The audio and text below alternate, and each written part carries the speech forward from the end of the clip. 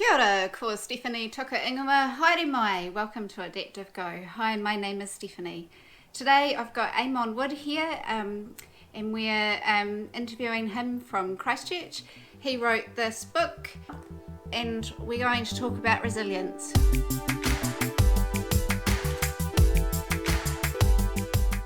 Hi Eamon, how are you? I'm good, thank you.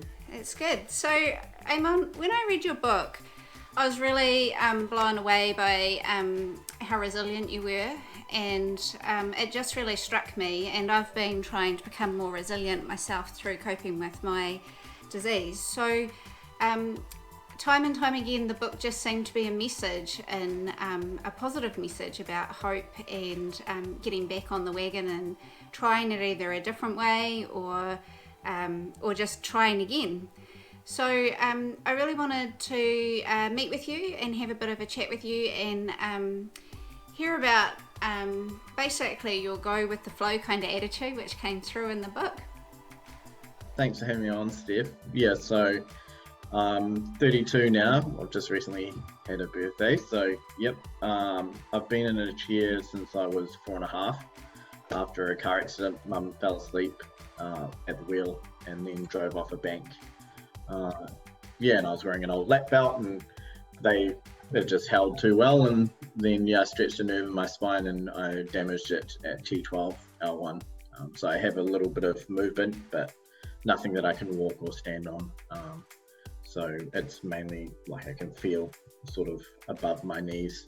Yep. So was there a defining moment for you where you felt like you could, you felt like you'd adapted to your disability, or was it just something that is always an ongoing kind of pursuit?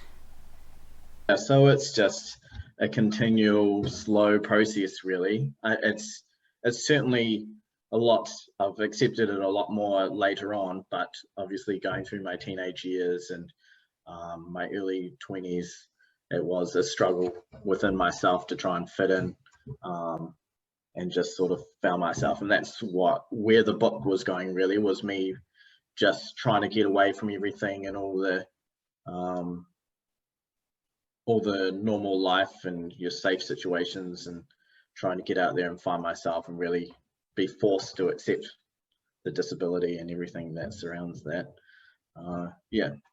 What I did after reading your book was I went and explored resilience a little bit on the internet, and I found 8 tips from the Health Navigator website, it's a New Zealand website, and they've also got some other great resources offering more support around resilience if you want to go on and explore it. I'll put the links in the below.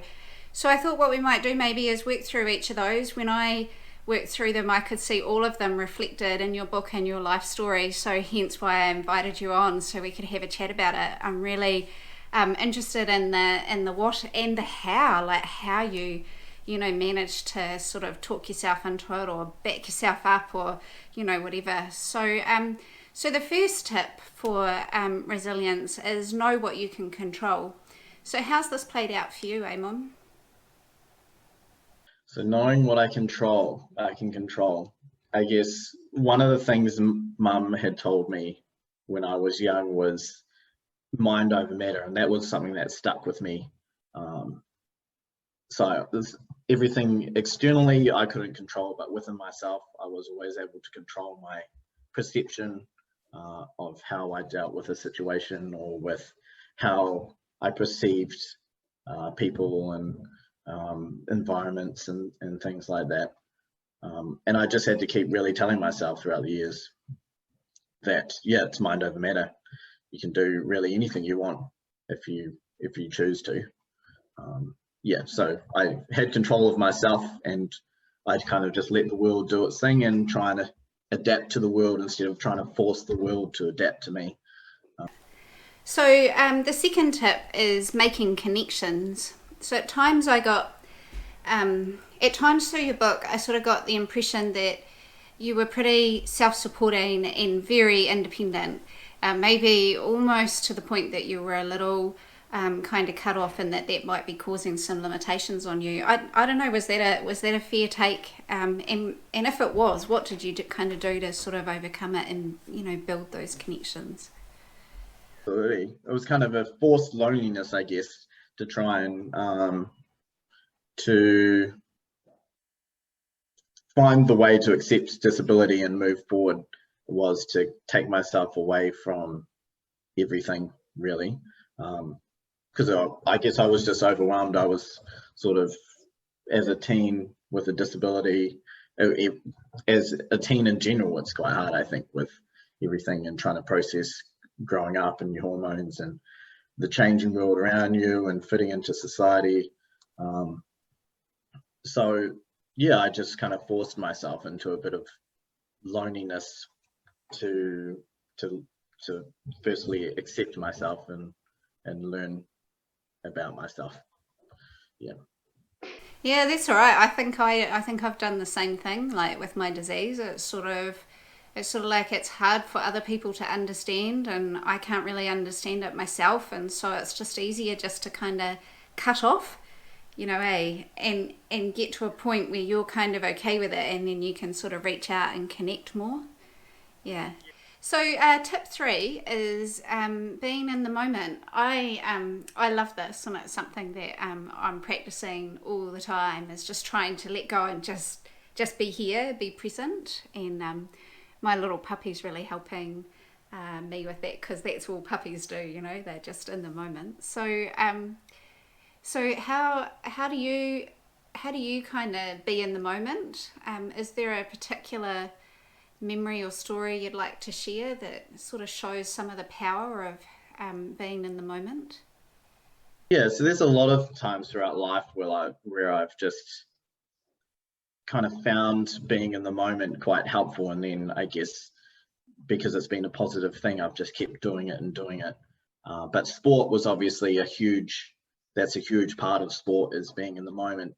Uh, so as I wrote in the book about a time that I was playing tennis, and there was this big lead up to World Team Cup in Turkey, and I wasn't performing, and I, I was overthinking everything, and I hadn't had the right lead up to this tournament. And one of my final games, I sort of just talk about how I went and sort of took a breath. I just brought myself right back into the moment, and then sort of played out of my skin, really. And I still lost, but I played better than what I was really capable of at the time. And that was just purely from being in the moment.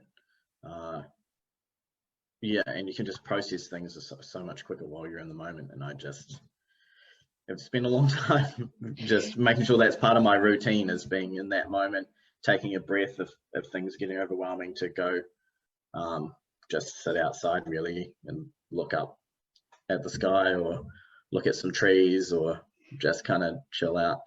Yeah. Okay, so the fourth tip is embrace failure. And I guess, every cloud has a silver lining, and sometimes it takes me a little longer than others to work out what the silver lining is. Um, so, was there an example in your life where you initially thought of it as failure and then were able to sort of turn it around into a good thing? I think every day you kind of have failures. Uh, it's a practice thing. At some point, you stop seeing failure as failure, uh, and it sort of comes back to being in that moment. Is that you almost forget what's just happened, and you're ready. The more practice you have, the quicker you can move on to the next thing.